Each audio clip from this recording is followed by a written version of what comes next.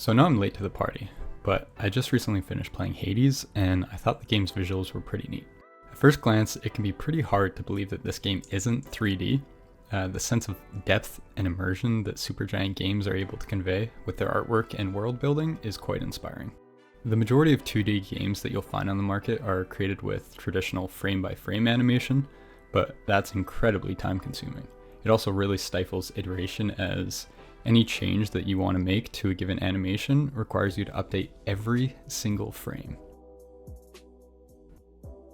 So some 2D games instead choose to render 3D animations to sprite sheets.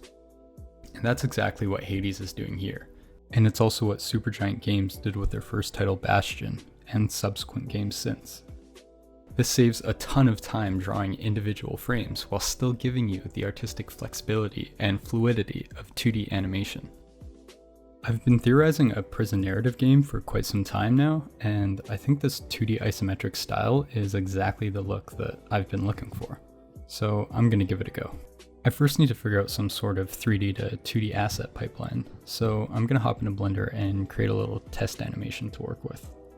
I'll start by deleting the default cube, and then add a cube to the scene. I'm setting the camera to orthographic to remove any perspective, and then I'm rotating the camera by 60 degrees on the x-axis and 45 on the z. I'll then quickly center the camera to the 3D cursor and square it off. So I've created this circular array of spheres above the cube, and I'm simply going to animate them moving up and down. This is good enough for the purposes of this test. I'm then going to make sure I tick transparent under film settings and render it out. I'm going to be using TexturePacker to pack all of the sprites into a single sprite sheet. I tried out a lot of alternatives, including Blender add-ons that claim to do the same thing, but they all have their own quirks and issues, and I personally just found TexturePacker to be the most straightforward process while giving me more flexibility. I've gone ahead and created this simple Unity scene in which I created an isometric tile map and exported the TexturePacker sprite sheet to. Let's drag the frames into the scene to create an animation and see how it looks. Very cool. I've gone ahead and created a ground plane. I can just export this as a single PNG since it won't be animated. So at this point, I think we're basically ready for full-fledged production. Let's go ahead and add a player. I'm gonna grab an animation model from Mixamo. It's got quite a good variety of humanoid animations, and the less work the better.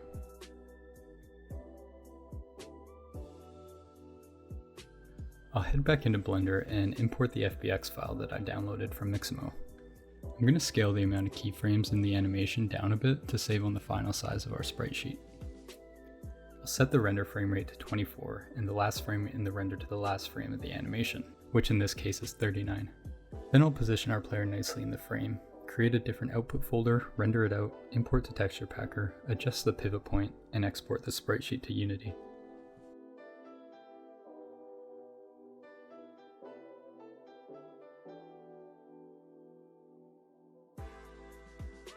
Okay, thanks for watching.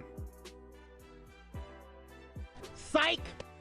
Back in Unity, I'll create a player script and then install Unity's new input system because the old one sucks. I'm also going to clean up this mess of an assets directory. I'll now add a player input component to the player game object and create an input actions asset.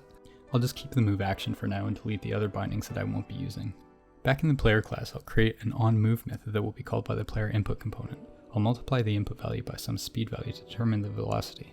Add a rigid body, set the yada yada yada. Let's see it move.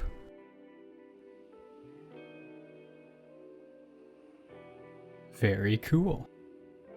Now I'm going to jump over to Mixamo to grab a walk cycle animation. This one seems pretty good. Back in Blender, I'll hide that old jumping animation and import the walking FBX that I just downloaded. I'm going to adjust the world space surface material to be emissive because I don't want these harsh shadows in the sprites. I'll once again render it out, and bada bing bada boom. Holy shit, boys, we've got a game. At this point, we probably want to head over to partner.steamgames.com and sign up for the developer program because our little game here is ready for early access. Maybe throw up a Kickstarter while we're at it. Stretch goal, 16 degrees of movement. But let's at least give them 8 to start with. So we have our animation, but we need to essentially duplicate it for every degree of movement. A circle has 360 degrees in it, and 360 divided by 8 is 45. So we need to render the walk cycle every 45 degrees. I'll parent the armature to an empty axis and rotate the parent 45 degrees every time the animation completes, every 32 frames in the case of the walk cycle. In the nonlinear animation tab, I'll push the animation down into an action that I can easily duplicate 8 times. I'll then select the parent and create start and end rotation keyframes for the right facing direction. Then I'm just repeating this for every 45 degree rotation.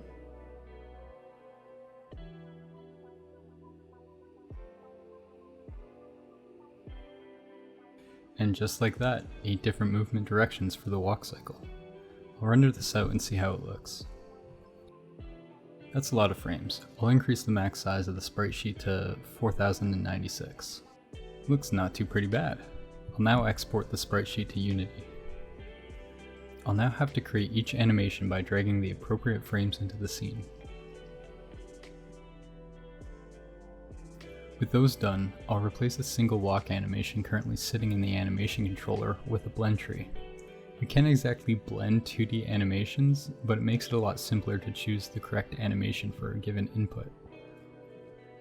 Within the blend tree, I'll create a different motion for each animation, and set the blend type to 2D simple direction, as the animation will be chosen based on the X and Y value of the input. The X blend value will be mapped to the cosine of the given animation degree, and the Y value will be mapped to the sine. That will give us more or less a perfect circle. I'll duplicate all of the walk animations and rename them to idle.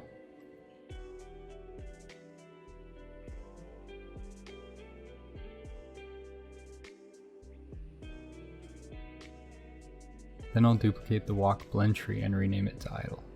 For the idle animations, I want them all to only have the first frame of the walk cycle animation. But I don't want to have to go into each animation and manually delete them, so I'll just do it for the first animation to determine what needs to be deleted, and then I'll record a Vim macro that I can run within each anim file.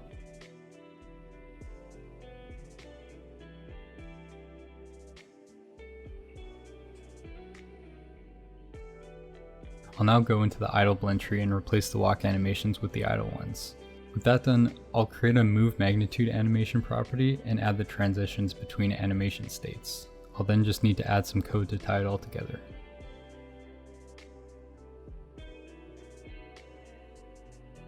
And with that done, hey, that's not too pretty frickin' shabby. Other than that, ignore that. In the next video, I'll be doing a bunch of automation, creating a custom Blender add-on, creating a custom Unity editor. There'll be decapitations, prisoners, tailoring. I don't know, it's gonna be wild. I mean, I don't know what's gonna happen. Subscribe if you don't want to miss it. See ya.